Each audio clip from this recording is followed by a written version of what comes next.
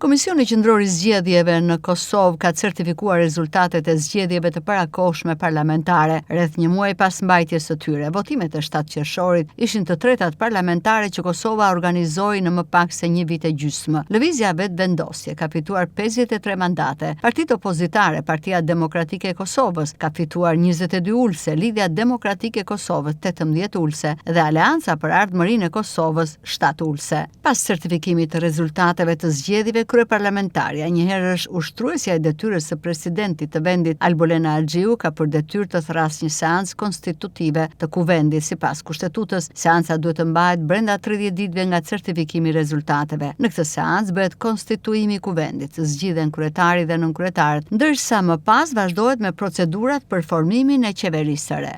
Pas konstituimit të kuvendit, Axhiu e nominon partinë fituese të zgjedhjeve si mandatare për formimin e qeverisë, në këtë rast lëvizjen Vetëvendosje.